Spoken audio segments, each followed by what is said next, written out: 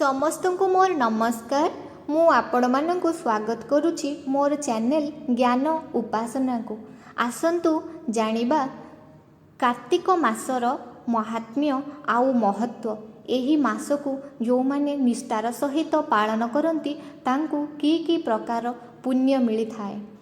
ସବୁ ମାସଙ୍କ ମଧ୍ୟରେ କାର୍ତ୍ତିକ ମାସକୁ ଧର୍ମର ମାସ, ପବିତ୍ର ମାସ, ପୁଣ୍ୟର ମାସ ବୋଲି ଆମେ ମାନିଥାନ୍ତି। ଏହି ମାସଟି ପ୍ରଭୁ ବିଷ୍ଣୁଙ୍କର ଅତ୍ୟନ୍ତ ପ୍ରିୟ ଅଟେ। ଯିଏ ଏହି ମାସରେ ପ୍ରଭୁଙ୍କୁ ଟିକିଏ ବି ସ୍ମରଣ କରନ୍ତି ତାଙ୍କୁ କୋଟି ପୁଣ୍ୟ ମିଳିଥାଏ। ଏହି ମାସରେ ଆମେ ବହୁତ ପୂଜା ପର୍ବ ପାଳନ କରିଥାନ୍ତି, ଯେମିତିକି ଦୀପାବଳି, ଲକ୍ଷ୍ମୀ ପୂଜା, ଗୋବର୍ଦ୍ଧନ ପୂଜା, ମହାଳୟା, କାଳୀ ପୂଜା, ଭାଇଦୁଜ, ନରକା ଚତୁର୍ଦ୍ଦଶୀ, କାର୍ତ୍ତିକ ଏକାଦଶୀ, ସର୍ବୋପରି ରାସ ପୂର୍ଣ୍ଣିମା ଇତ୍ୟାଦି ଇତ୍ୟାଦି। ଏହି ମାସରେ ପ୍ରଭୁ ଯୋଗନିଦ୍ରାରୁ ଉଠନ୍ତି। ଯିଏ କେହି ଏହି ମାସରେ ପ୍ରଭୁଙ୍କର ପୂଜାର୍ଚ୍ଚନା ନିଷ୍ଠାର ସହିତ କରନ୍ତି ତାଙ୍କୁ ବହୁତ ପୁଣ୍ୟ ମିଳିଥାଏ। କାର୍ତ୍ତିକ ମାସର ନାମ ଶ୍ରୀ ରାଧାଙ୍କ ନାମରେ ନାମିତ। ଶ୍ରୀ ରାଧା ଯିଏକି ପ୍ରଭୁ କୃଷ୍ଣଙ୍କର ପରମ ସଖୀ ଥିଲେ, ତାଙ୍କର ମାତାଙ୍କ ନାମ ଥିଲା କୀର୍ତ୍ତିଦା। ରାଧା କୀର୍ତ୍ତିଦାଙ୍କର ପୁତ୍ରୀ ଥିବାରୁ ତାଙ୍କର ଅନ୍ୟ ଏକ ନାମ ହେଉଛି କାର୍ତ୍ତିକା। ଏହି ମାସର ଅଧିଷ୍ଠାତ୍ରୀ ଦେବୀ ମା ରାଧା ହୋଇଥିବାରୁ ଏହି ମାସକୁ କାର୍ତ୍ତିକ ମାସ ବୋଲି କୁହାଯାଇଥାଏ। ଏହି ମାସରେ ଆମେ ବହୁତ ପ୍ରକାର ବ୍ରତ ଓ ପୂଜା କରିଥାନ୍ତି। ଏହି ମାସରେ ତୁଳସୀ ପୂଜାକୁ ସର୍ବୋପରି ବୋଲି ମନାଯାଏ। କାର୍ତ୍ତିକ ମାସରେ ତୁଳସୀ ପୂଜାକୁ ବହୁତ ଗୁରୁତ୍ୱ ଦିଆଯାଇଥାଏ। ଯେଉଁମାନେ କାର୍ତ୍ତିକ ବ୍ରତ କରନ୍ତି ସେମାନେ ବ୍ରହ୍ମ ମୁହୂର୍ତ୍ତରେ ଅର୍ଥାତ୍ ସୂର୍ଯ୍ୟୋଦୟ ପୂର୍ବରୁ ଉଠି ସ୍ନାନ କରି ତୁଳସୀ ଚଉରାରେ ଜଳଦାନ କରନ୍ତି, ଦୀପ ଦିଅନ୍ତି। ଏହା ବିଶ୍ୱାସ ଅଛି ଯେ ତୁଳସୀଙ୍କର ଜନ୍ମ କାର୍ତ୍ତିକ ମାସରେ ହୋଇଥିଲା। ପଦ୍ମ ପୁରାଣରେ ବର୍ଣ୍ଣନା କରାଯାଇଛି ଯେ ଜଳନ୍ଧର ରାକ୍ଷସର ପତ୍ନୀ ବୃନ୍ଦା ପୁନର୍ଜନ୍ମ ନେଇଥିଲେ ତୁଳସୀ ହୋଇ।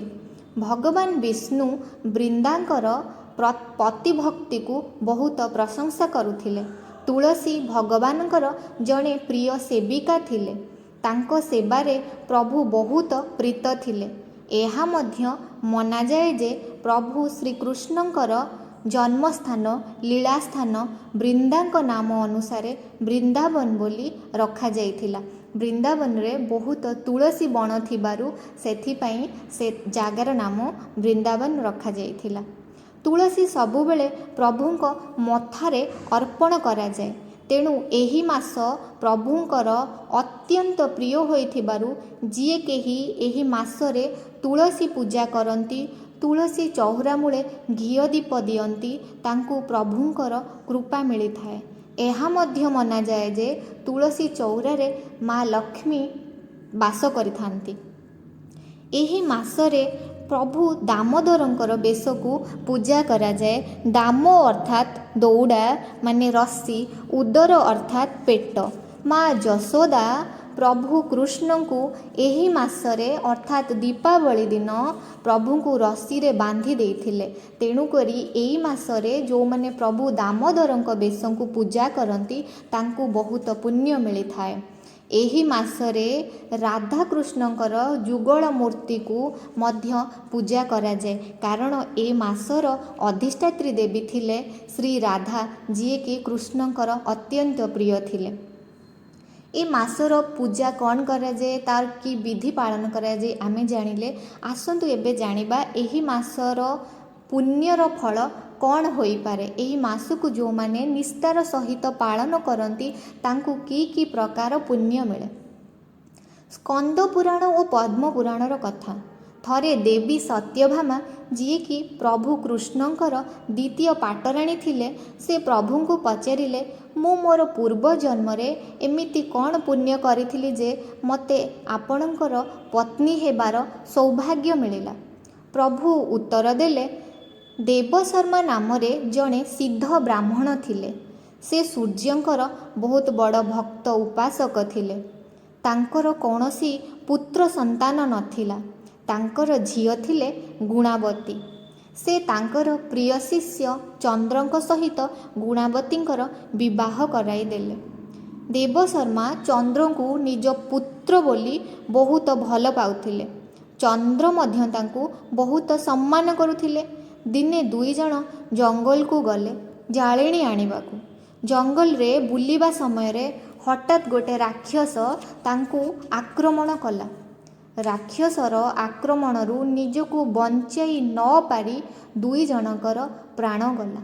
ଚନ୍ଦ୍ରଶର୍ମା ଭଗବାନଙ୍କର ବଡ଼ ଉପାସକ ଥିବାରୁ ତାଙ୍କୁ ବିଷ୍ଣୁଗଣ ବୈକୁଣ୍ଠପୁରକୁ ନେଇଗଲେ। ଗୁଣାବତୀ ପିତା ଓ ପତିଙ୍କର ମୃତ୍ୟୁ ଖବର ଶୁଣିଲା ପରେ ଦୁଃଖରେ ଭାଙ୍ଗି ପଡ଼ିଲେ ଓ ଧରାଶାୟୀ ହୋଇଗଲେ। ସେ ଅତ୍ୟନ୍ତ ଦରିଦ୍ର ଶ୍ରେଣୀର ହୋଇଥିବାରୁ ତାଙ୍କ ପାଖରେ ସମ୍ବଳ ନଥିଲା ପତି ଓ ପିତାଙ୍କର ଶେଷକୃତ୍ୟ ସମ୍ପନ୍ନ କରିବା ପାଇଁ। ସେ ଘରର ସବୁ ଜିନିଷପତ୍ର ବିକି ଦୁଇ ଜଣଙ୍କର ଆତ୍ମାର ସଦ୍ଗତି ନିମନ୍ତେ ଶେଷକୃତ୍ୟ ସମ୍ପନ୍ନ କଲେ। ଗୁଣାବତୀ ବିଷ୍ଣୁଙ୍କର ଜଣେ ବଡ଼ ଭକ୍ତ ଥିଲେ। ସେ ଭାବୁଥିଲେ ଭଗବାନ ତାଙ୍କର ସବୁକିଛି ଛଡ଼େଇ ନେଇଛନ୍ତି। ତାଙ୍କ ଜୀବନ ଦୁଃଖ ସାଗରରେ ଭରି ଯାଇଥିଲା।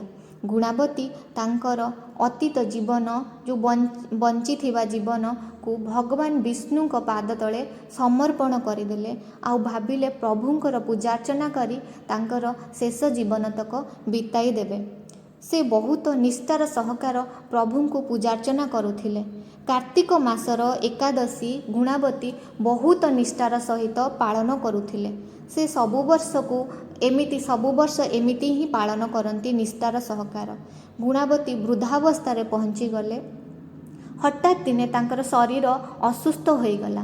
କାର୍ତ୍ତିକ ମାସରେ ପ୍ରଭୁଙ୍କ ପୂଜାରେ କିଛି ବିଘ୍ନ ନ ହେବ ବୋଲି ନିଜର ଶରୀରର ଅସୁସ୍ଥତାଟାକୁ ଭ୍ରୂକ୍ଷେପ ନ କରି ଗୁଣାବତୀ ଗଙ୍ଗାରେ ସ୍ନାନ କରିବାକୁ ଯାଇଥିଲେ। ଗଙ୍ଗାରେ ସ୍ନାନ ସମୟରେ ଗୁଣାବତୀଙ୍କର ମୃତ୍ୟୁ ହେଲା। ଯେହେତୁ ଗୁଣାବତୀ ଭଗବାନ ବିଷ୍ଣୁଙ୍କର ଜଣେ ବଡ଼ ଭକ୍ତ ଥିଲେ, ବିଷ୍ଣୁଗଣ ଆସି ତାଙ୍କୁ ବୈକୁଣ୍ଠ ଧାମକୁ ନେଇଗଲେ। ତାପରେ ଗୁଣାବତୀଙ୍କର ପୁନର୍ଜନ୍ମ ହେଲା, ଯିଏକି ରାଜା ସତ୍ରଜିତଙ୍କର ପୁତ୍ରୀ ସତ୍ୟଭାମା ରୂପରେ ଜନ୍ମଗ୍ରହଣ କଲେ। ତାପରେ ସେ ପ୍ରଭୁ କୃଷ୍ଣଙ୍କର ଦ୍ୱିତୀୟ ପାଟରାଣୀ ହେବାର ସୌଭାଗ୍ୟ ଅର୍ଜନ କଲେ। ଆମେ ଏଥିରୁ ଜାଣିଲେ ପ୍ରଭୁ କୃଷ୍ଣଙ୍କ ପାଇଁ ଯେ ନିଷ୍ଠାର ସହକାର କାର୍ତ୍ତିକ ମାସର ଏକାଦଶୀ କରୁଥିଲେ, ସେ ପ୍ରଭୁଙ୍କର ପତ୍ନୀ ହେବାର ସୌଭାଗ୍ୟ ଅର୍ଜନ କରିପାରିଲେ। ଆମେ ଯଦି ଏହି ମାସରେ ଟିକିଏ ବି ପ୍ରଭୁଙ୍କୁ ସ୍ମରଣ କରିବା, ଟିକିଏ ବି ପ୍ରଭୁଙ୍କୁ ଧ୍ୟାନ କରିବା, ଟିକିଏ ବି ପ୍ରଭୁଙ୍କୁ ଜପ କରିବା ଆଉ ପୂଜା କରିବା, ଆମକୁ କେତେ ପୁଣ୍ୟ ମିଳିବ ବୋଲି ଆମର ଆଶା।